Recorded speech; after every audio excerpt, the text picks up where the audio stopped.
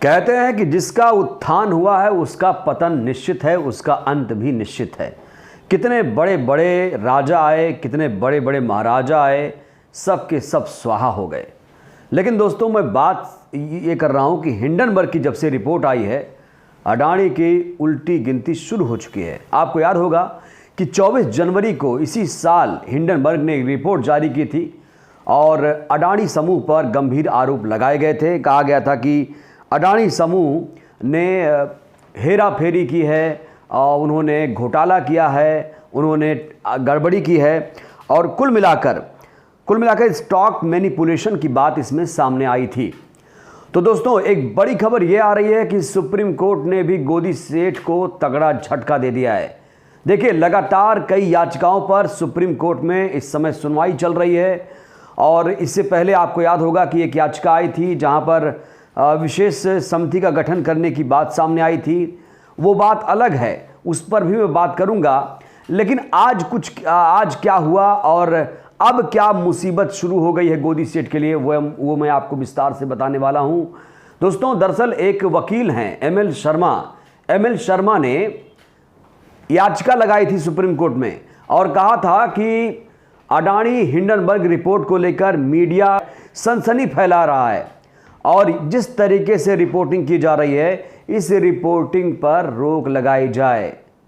D Y Chandrachud ने सुना इनकी दलील और कहा, एमएल शर्मा जी आप क्या बात कर रहे हैं, ये सब बातें फिजूल की हैं, इसको छोड़िए। मीडिया की जो रिपोर्टिंग है इस रिपोर्ट को लेकर, उस पर मैं कुछ नहीं कर पाऊंगा। यानी डीवाई चंद्रचूड़ ने साफ तौर पर मीडिया की रिपोर्टिंग को लेकर जो दलील दी जा रही थी, पाबंदी को लेकर, उसको सिरे से खारिज कर दिया और कहा देखिए हमारे बस की बात ये नहीं है कि मैं लोकतंत्र के चौथे स्तंभ को कुचलने का काम करूं।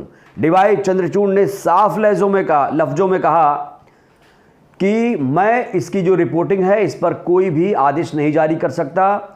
रिपोर्टिंग जो चल रही है वो चलेगी। और दोस्तों जानते हैं एमएल शर्मा ये चाहते हैं कि ये जो मामला है मीडिया इसको ना उछाले। जिस तरीके से गोदी मीडिया कर रहा है ठीक उसी तरीके से सोशल मीडिया भी करे। आपको पता है कि हमारे देश में जो मीडिया है वो किस तरीके से काम कर रहा है, वो कैसे तोता बना फिर रहा है।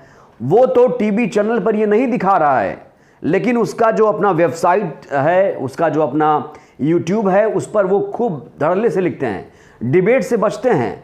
लेकिन सोशल साइट्स पर वो लोग भी लिख रहे हैं, लेकिन टीवी पर वो लोग खुलकर सामने नहीं आ पा रहे हैं। सरकार का उन पर बहुत सारा दबाव है। लेकिन हम जैसे सोशल मीडिया के लोग हैं, जिसे बहुजन मीडिया कहा जाता है, हम लोगों ने आवाज़ अच्छे तरीके से बुलंद की है और हर जो खबर आती है इससे संबंधित हम आपको दिखाने की, आप तक पहुंचाने की कोशिश करते हैं। तो एमएल शर्मा चाहते हैं कि जो रिपोर्टिंग हो रही है वो भी बंद हो जाए। यानी जिस तरीके से सरकार कर रही है, सेबी कर रही है, उसी तरीके से सोशल मीडिया भी चुप हो जाए। ये एमएल शर्मा की दलील थी।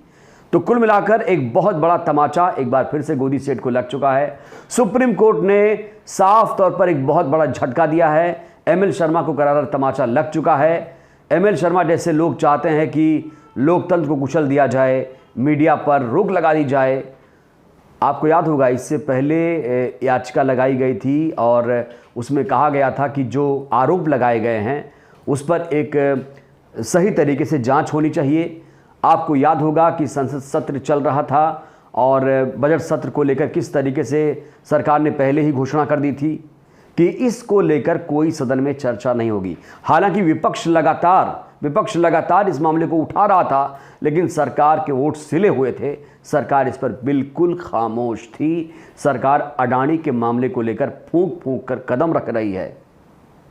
और जो पहले की कई याचिकाएं हैं उनमें सुप्रीम कोर्ट ने भी पिछली बार भी झटका दिया था और जानते हैं एक विशेष समिति का गठन किया गया था और जब उस समिति में कौन कौन से नाम होंगे इसको लेकर जब बात आई तो सरकार ने चुपके से सील्ड लिफाफे में कुछ लोगों का नाम भेजा। लेकिन सुप्रीम कोर्ट ने पीछे के दरवाजे से आई इस रिपोर्ट को तुरंत खारिज कर दिया और कहा कि सरकार द्वारा दिए गए नामों को हम इस समिति में शामिल नहीं कर सकते। तो कुल मिलाकर सुप्रीम कोर्ट जो एक स्वायत्त संस्था है अपने आप में, जो लोकतंत्र का चौथा स्तंभ भी है, दूसरा तीसरा स्तंभ आप कह सकते हैं, क्योंकि 4 स्तंभ है लोकतंत्र के, एक मीडिया है, एक कोर्ट, एक सरकार, एक संसद। तो कुल मिलाकर मीडिया भी एक स्तंभ है जो कहीं ना कहीं जर्जर होता जा रहा है।